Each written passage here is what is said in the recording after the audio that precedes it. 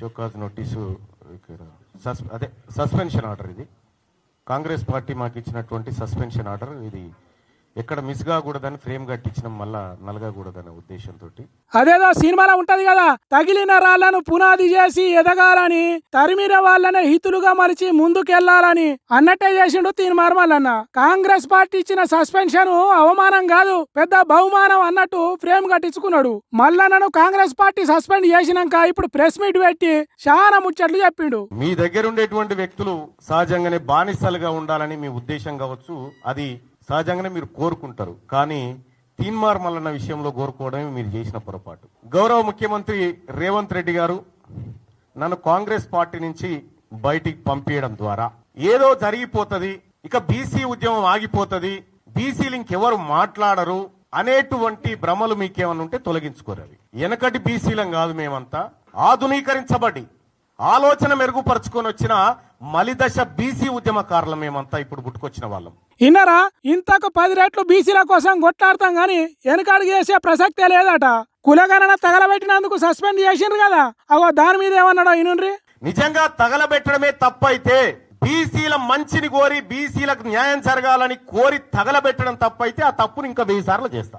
ఇక ఏం చేస్తారో చేసుకోండి అని అంటున్నాడు. నిజంగా కులగణన సక్సెస్ చేయాలనేటువంటి ఆలోచన గనక రాష్ట్ర ప్రభుత్వానికి, అందులో ఉన్న అగ్రవర్ణాలకు నిజంగా ఉంటే కులగణన ప్రారంభోత్సవమే వేడుకలాగా జరిగి ముఖ్యమంత్రి గారు ఆయన ఇంట్లో, మంత్రులు వాళ్ళ ఇళ్లలో, ఎమ్మెల్యేలు కాంగ్రెస్ పార్టీ నాయకులంతా ఎవరింట్లో వాళ్ళు మొదటి రోజు చేసుకొని సమాజానికి ఆదర్శంగా చూపించేటోళ్ళు. కానీ అదేం చేయలేదు.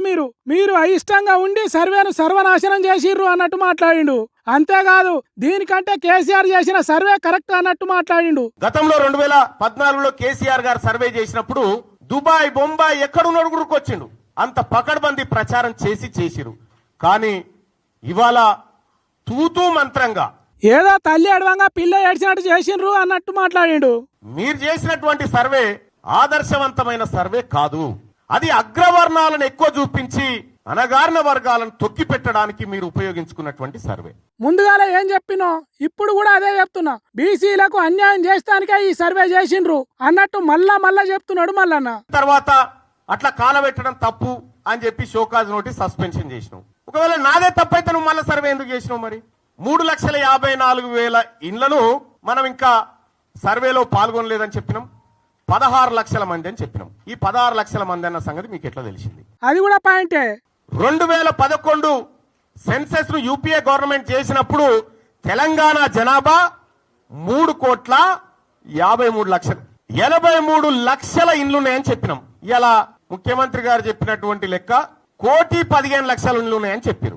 ఈ 83 1,15,00,000 దాదాపు 32 లక్షలు పెరిగింది. 32 లక్షల మంది ఇండ్ల కొత్త ఇండ్లు వస్తే అందులోకి ఒక్కడని వెళ్ళడం. మరి ఇవాళ ఇట్లా కాంగ్రెస్ సర్కార్ చేసిన సర్వే మీద లా పాయింట్లు లాగిండు. మరి ఇంత తప్పుగా సర్వే ఎందుకు చేయాల్సి వచ్చిందో అది కూడా చెప్పిండు. దీని కథ ఏంది, దీని వ్యవహారం ఏందంటే కేవలం ఈడబ్ల్యూఎస్ ను రక్షించుకోవడానికి వేసినటువంటి ఎత్తు మాత్రమే. ఆలోచన చేస్తే నిజమే కదా అన్నట్టు ఉన్నది మల్లన్న చెప్తున్న ముచ్చట అని అంటున్నారు బీసీ బిడ్డలు. ఇట్లా సర్వే లెక్కలు ఎగురంగా చెప్పుడే కాదు, ఏకంగా సీఎం సార్కే సవాల్ ఇసిరిండు. మొన్న మాట్లాడి నన్ను దోషిగా నిలబెట్టిరు, విలన్ చేసిరంటే విలనే అంటారు. ఆ విషయంలో నాది బాధ్యత, దీని మీద డిబేట్ కు నేను రెడీ అంటే ఎక్కడికి రావనో చెప్పు, నేను ఒక్కరిని వస్తా. సాక్ష్యాలతో సహా సర్వే కాగితాలు బెండిలు కట్టి ఉన్నాయి. దీన్ని తప్పు అని ఎవరు నిరూపిస్తారో రాన్రి అన్నాడు కదా సీఎం. మరి మల్లన్న సవాల్కి ఏమంటాడో చూడాలి. మనం ఒక పని చేస్తే తరతరాలు గుర్తుండాలి. గా బీపీ మండల్ గారు చేసిన పని, గా జయశంకర్ సార్ చేసిన పని, వాళ్ళు చేసిన పని తరతరాలు గుర్తుంటది. ఇప్పుడు మీరు పని చేస్తే మీ మంత్రులకే మీ పేరు యాదకొస్తలేదా? గట్టున్నది మీ పరిస్థితి అన్నట్టు చెప్తున్నాడు. ఇలా తీన్మార్ మల్లన్న ఏం చేసిండో 2018లో 2011లో రాహుల్ గాంధీ గారు కూడా అదే చేసిండు. Manmohan Singh government UPA 2 government తీసుకొచ్చిన ఆర్డినెన్స్ చింపి చెత్తబుట్టలో బారేసిండు. ఇలా నేను చేసింది గదే. మరి అప్పుడు రాహుల్ గాంధీని ఎందుకు సస్పెండ్ చేయాలి, ఇప్పుడు నన్నెందుకు సస్పెండ్ చేసిండ్రు అన్నట్టు మాట్లాడిండు. కుద్దు రాజగోపాల్ రెడ్డి గారు అనే నువ్వు బ్లాక్ మెయిలర్ అని చెప్పి వెంకటరెడ్డి గారు 50 కోట్లు పెట్టి తెచ్చుకున్నావని తిట్టే. అంటే అంతర్గత ప్రజాస్వామ్యం అనేది కాంగ్రెస్ పార్టీలో అగ్రవర్ణాలకు ఉంటది కానీ అనగారిన వర్గాలకు ఉండదా? ఇదెక్కడి అన్యాయం అంటున్నాడు. కాంగ్రెస్ పార్టీ తీన్మార్ మల్లన్నను ఎమ్మెల్సీగా గెలిపించింది అంటున్నారు కదా. మల్లన్నకు కాంగ్రెస్ కాదు, కాంగ్రెస్ పార్టీకే మల్లన్న ఏం చేసిండో చెప్పిండు. తీన్మార్ మల్లన్న ఏం చేసిండు కాంగ్రెస్ పార్టీ కంటే నువ్వు కూర్చున్న కుర్చీ పునాది పడడానికి నేను తీన్మార్ మల్లన్నను కూడా కారణం.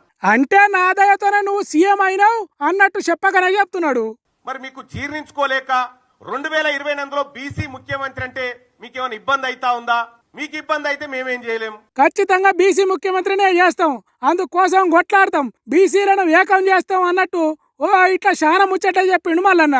మరి తర్వాత బీసీ ఉద్యమాన్ని ఈ పెద్ద కులపల్ల రాజకీయాల నడుమ ఎట్లా నడుపుతారో చూడాలి.